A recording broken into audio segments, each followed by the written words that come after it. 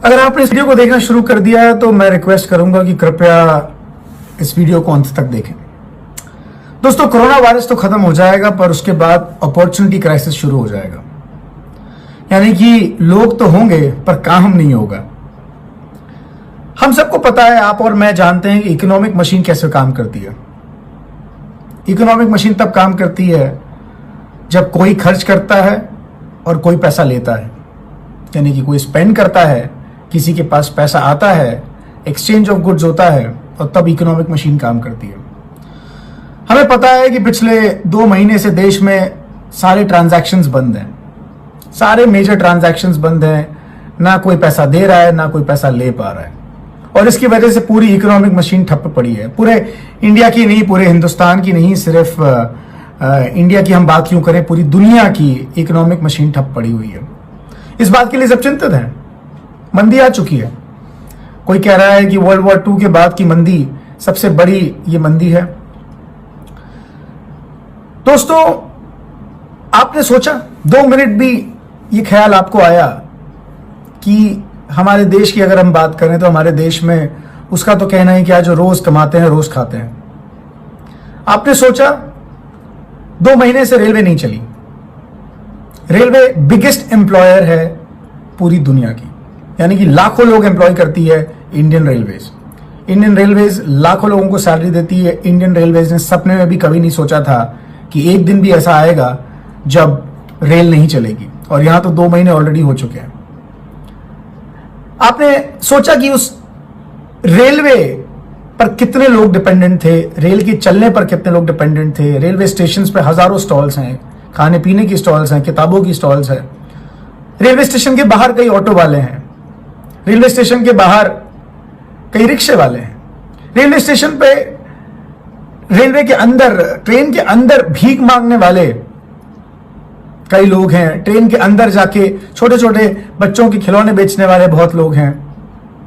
आपने सोचा कि वो एयरपोर्ट पर जब हम जाते हैं, हमारा लगेज उठाने वाला एक छोटा सा कर्मचारी, कितने सारे लोग हैं वो। आपने सोचा एयरपोर्ट को साफ करने वाला वो हाउसकीपिंग स्टाफ के बारे में। आपने सोचा 5 स्टार होटल में हाउसकीपिंग करने वाले के बारे में। आपने सोचा वो छोटा सा होटल जो 15-20 कमरों का है उसके मालिक के बारे में। अब कोई ट्रैवल नहीं करने वाला लंबे समय तक, कितने सारे होटल्स पूरे देश में हैं। कोई बाहर खाना खाने से डरेगा, कोई किसी टूरिस्ट प्लेस पे या भीड़ भाड़ वाले इलाके में जाने से डरेगा। आपने सोचा वो ताजमहल में जो हम पहले उतर जाते हैं और उसके बाद हम एक रिक्शे से ताजमहल तक पहुंचते हैं, पार्किंग से ताजमहल तक, और उन रिक्शे वालों का क्या होगा। आपने सोचा वो इतनी सारी टूरिस्ट प्लेस हैं पूरे देश में, इतनी सारी टूरिस्ट प्लेस पे इतने सारे गाइड हैं, उन गाइड का क्या होगा। आपने सोचा कि मॉल में छोटे छोटे कियोस्क बाजार लगते हैं।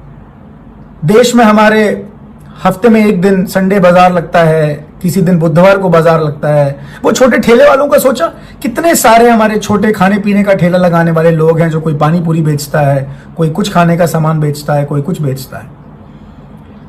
दोस्तों, ये वो लोग हैं जो अच्छा कमाते थे, उनको रोजाना की कमाई की चिंता नहीं होती थी, वो महीने का एक अच्छा अमाउंट कमा लेते थे, पर उनकी रोजी रोटी अब खत्म हो गई।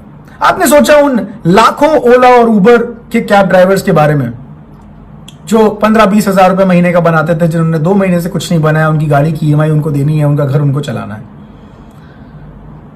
टूरिज्म बंद होने से एयरलाइन इंडस्ट्री पे फर्क आएगा, रेलवे इंडस्ट्री पे फर्क आएगा, और उसकी वजह से न जाने लाखों परिवारों के आय पर फर्क आ चुका है और आने वाला है आने वाले समय में। पूरी दुनिया में बड़े बुरे हालात हैं। हर जगह ये बातचीत चल रही है, बड़ी बड़ी कंपनियों में ये बातचीत चल रही है कि अच्छे अच्छे एम्प्लॉइज जो वेल एजुकेटेड हैं उनकी भी नौकरियां जा रही हैं। बड़ी बड़ी कंपनीज को ले ऑफ करना पड़ रहा है, और प्रोजेक्शन तो ये कहता है कि हर 5 में से 4 व्यक्ति की नौकरी जाने का खतरा बन चुका है, और करोड़ों लोग ऑलरेडी अपनी नौकरी खो चुके हैं। दोस्तों, इस समय यदि एक चीज है जो बंद नहीं हुई है तो वो है साबुन से हाथ धोना, साबुन से नहाना, शैम्पू करना, चाय पीना, कॉफी पीना, घर में पोछा लगाना। अब तो पोछा मर्द भी लगा रहे हैं, क्योंकि महिलाएं हमारी माताएं बहनें कब तक काम करेंगी। मर्द भी लगे हैं पोछा लगाने के लिए, बर्तन धोना, खाना बनाने में तेल का इस्तेमाल होना, खाना बनाने की सामग्रियों का इस्तेमाल होना, ये सब चीजें तो एज इट इज चल रही हैं। बल्कि अब तो ज्यादा बार हाथ धोए जा रहे हैं, ज्यादा बार नहाया जा रहा है अपने आप को साफ रखने के लिए। और दोस्तों, यदि आपको इन्हीं चीजों का बिजनेस करने का मौका मिले, यानी कि एफएमसीजी प्रोडक्ट्स के बिजनेस करने का मौका मिले, तो सौदा कैसा है? आप माने या ना माने, पर सौदा तो खरा है। और दोस्तों, इस दौरान जिन लोगों ने इस बिजनेस को किया, इन प्रोडक्ट्स के बिजनेस को किया, उनकी कमाई नहीं रुकी। बाकी लोगों के बिजनेस में जो फर्क आया, नौकरी पे जो फर्क आया, काम पे जो फर्क आया, वो आया। इस दौरान यदि आप किसी अपॉर्चुनिटी की तलाश में हैं, सिर्फ एफएमसीजी प्रोडक्ट्स का बिजनेस करने से कोई बहुत बड़ा पैसा बनेगा ऐसा नहीं है दोस्तों, पर एफएमसीजी प्रोडक्ट्स के बिजनेस का एक तरीका होता है। उस तरीके से करने में यह बिजनेस बहुत बड़ा हो सकता है, आपकी एक आय शुरू हो सकती है। और दोस्तों, उसी का नाम है डायरेक्ट सेलिंग, उसी का नाम है नेटवर्क मार्केटिंग।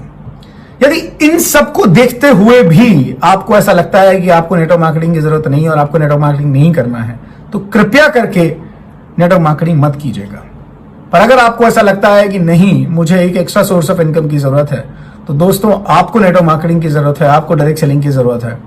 एक सही कंपनी के साथ आप इस बिजनेस की शुरुआत करें, और मैं आपको यह दावा कर सकता हूं कि आप इतना पैसा बना पाएंगे कि आपको लाइफ में फाइनेंशियल सिक्योरिटी की चिंता नहीं करनी पड़ेगी। आपको लाइफ में इनकम आपकी बंद हो जाएगी, इस चीज की चिंता नहीं करनी पड़ेगी। आपको लाइफ में ये चिंता नहीं करनी पड़ेगी कि जब सब कुछ खत्म हो जाएगा तो मैं क्या करूंगा। पर फिर भी आपको ये सब कुछ देखते हुए लगता है कि नहीं नहीं नहीं नहीं नहीं नहीं नहीं, नहीं, नेटवर्क मार्केटिंग मुझे नहीं करनी है, तो फिर ये बात बिल्कुल सही है कि नेटवर्क मार्केटिंग आपके लिए नहीं है। नेटवर्क मार्केटिंग तो हमेशा चलेगी, कभी रुकने वाली नहीं है, आप करें या ना करें। नेटवर्क मार्केटिंग कॉन्सेप्ट आपके नहीं करने से खराब नहीं हो जाता।